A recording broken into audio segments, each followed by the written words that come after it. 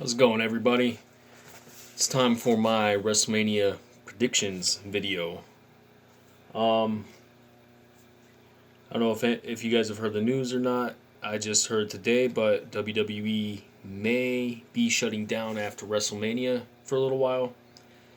If that happens, which I hope it doesn't, um, there won't be anything for a month, maybe a little more. But like I said, I hope that doesn't happen. But it probably will. In my opinion, it will. You know, we're all just waiting for everything to get back to normal. It's a shame to see the wrestling world and everything just shutting down like this. But anyways, let's talk about WrestleMania 36. It's gonna be a weird one. WrestleMania with no crowd. I don't know how you guys feel about it. I'm a little upset about it, of course. I was hoping that we were going to get this big epic show, and we still might, but it's definitely going to be weird.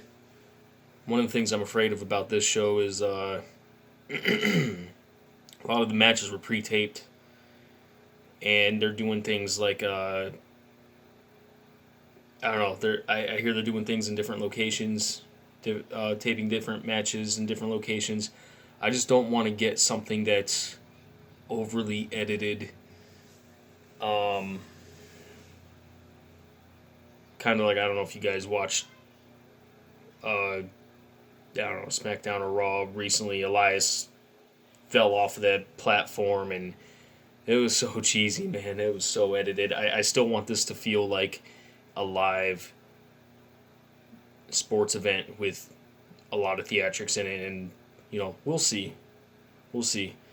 Um, expect the worst, hope for the best. Anyways, let's go over some of these matches. There's a lot of them. It's going over 2 days. We're not sure what matches are going to be on which day. They haven't announced that. And as I'm making this video, there's still a lot of changes being made to the card. So there's a lot of mystery about this, but let's look at what we know, or at least think is most likely going to happen. We got Otis versus Dolph Ziggler. Rooting for Otis. It's been a pretty cool storyline that they've had with Dolph Ziggler and Mandy Rose and Otis, kind of this love triangle going on. Of course, I'm rooting for Otis, but at this point, there's so many more big matches on this card. This one just doesn't. Most people aren't going to care about this. We got the Kabuki Warriors versus Alexa Bliss and Nikki Cross for the women's tag team titles. It's about time for the Kabuki Warriors to drop those titles, give them back to Alexa Bliss and Nikki Cross. Thought they did great with them. We got Sami Zayn versus Daniel Bryan for the Intercontinental title. What happened to Braun Strowman? Why are they not giving him a rematch for this? I know the rematch clause is been gone for a while, but obviously I'm rooting for Daniel Bryan on this. He's going to have Drew Gulak in his corner. Sami Zayn, I don't care for. It's actually kind of weird that they aren't giving Drew Gulak a chance for the title on this, seeing as though he's the one that earned this title match for Daniel Bryan. But yeah, Daniel Bryan, I'm hoping he gets it. Please get that belt off Sami Zayn. We've got Edge versus Randy Orton in a last man standing match. I think this is going to be one of the better matches of the show. Obviously, we got that stipulation, last man standing. I'm hoping this is not going to be the last time we see Edge. I know he came back in the Royal Rumble, and he wanted to end his career on his terms, and me and I think pretty much everybody else were assuming that was going to be at WrestleMania, and they had this great feud started, and they're still doing good with it for the circumstances, but I don't want Edge's last time in the ring to be without an audience. This dude deserves an audience.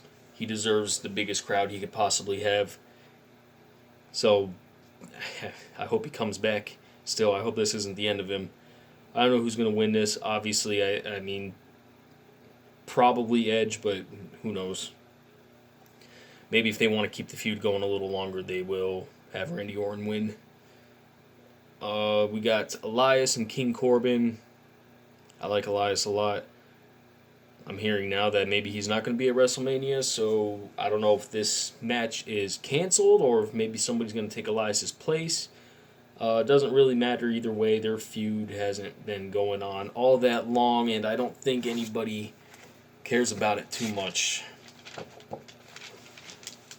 Alright, we got Aleister Black and Bobby Lashley.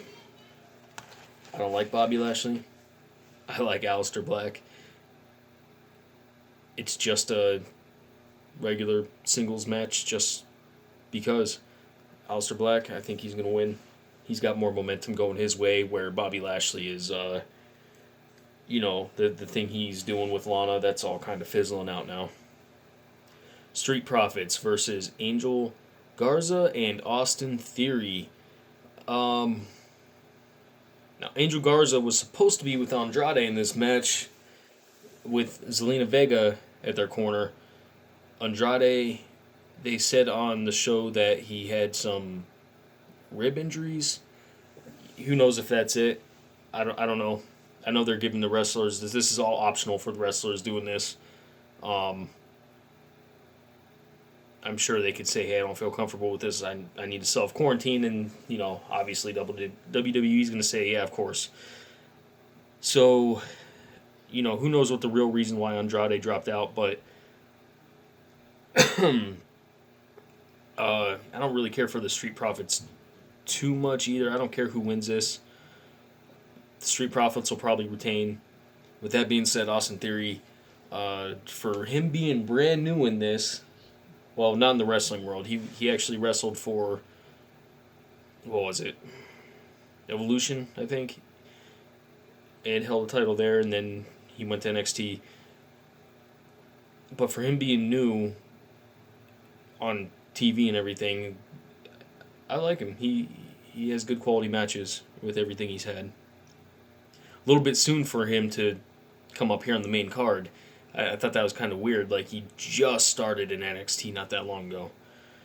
Anyways, we got The Miz with John Morrison and A New Day and the Usos in a triple threat tag team ladders match for the titles.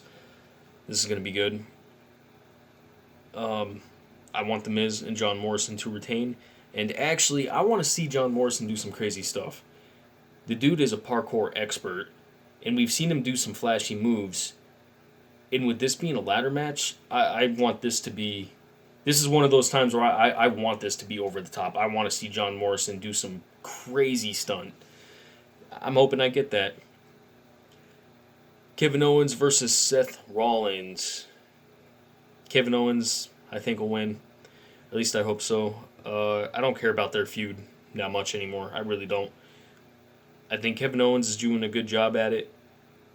Well, so is Seth Rollins, but, it's this thing kind of seems like it's getting prolonged a little bit too long. We've got The Undertaker versus AJ Styles in a Boneyard match. What the hell is that? I have no idea. And, AJ Styles is the one that brought this up. He said he wanted to do a Boneyard match right up Undertaker's alley. And even the commentators were saying, I don't know what that is. So... That's going to be that's a big mystery. I'm assuming it's going to be something like, I don't know, maybe it'll be in a graveyard of some sort and they're going to wrestle. I don't know. We'll see. But this match is one of the two matches that I'm hoping is not... I know it's going to be pre-taped. I'm hoping it's not going to be overly edited and produced to make it look just too cheesy. I want to have that live feel, at least.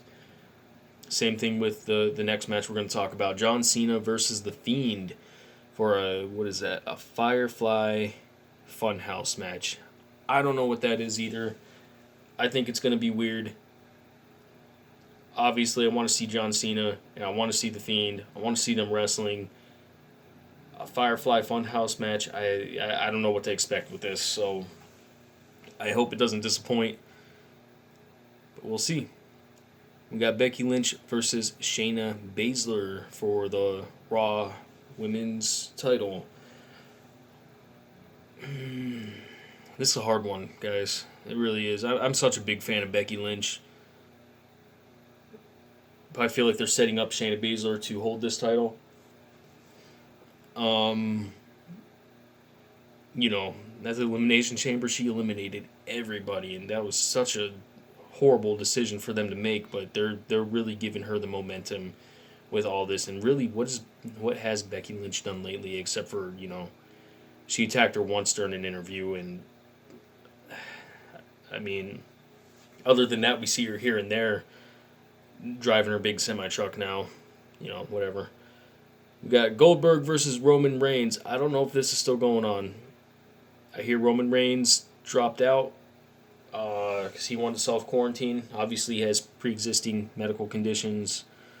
So, I don't know what's going on with this, but I have not heard them officially say anything about this the whole time. On Monday, it's Friday right now. I haven't seen SmackDown yet, but on Monday they were still advertising this match, even though almost a week prior they were saying Roman Reigns had dropped out. So I don't know what they're going to do with this. We'll see. But if it does happen, well, I already know it's not happening. I was going to say Roman Reigns should take the title, but like I said, man, I don't know. I don't know what to expect with that. They're still advertising it. We'll see. Got Brock Lesnar versus Drew McIntyre, WWE Championship match. Who knows? This could go either way. I guess I'll be rooting for Drew McIntyre. But I don't know. It kind of makes me feel like if WWE is shutting down for a month after WrestleMania, they might have Brock Lesnar retain it. And I don't know what matches are going to be live and what matches are taped. I don't think anybody knows. I mean, obviously, I think the John Cena and The Fiend one and the Undertaker and AJ Styles, I think those are both going to be taped, but I'm not sure about the other ones. Anyways, let's talk about the last match that they have advertised. The match that I'm looking forward to the most.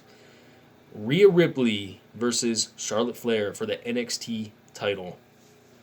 Who knew that in WrestleMania I would be looking forward to an NXT title match over any other match? Rhea Ripley, man, what a badass. And they're putting her up against Charlotte Flair, who's one of the best in the business. I don't care if it's just the NXT title. Well, just the NXT title. The NXT's really starting to become like a third brand. But it's still a developmental territory. But either way, man, these two have been going at each other.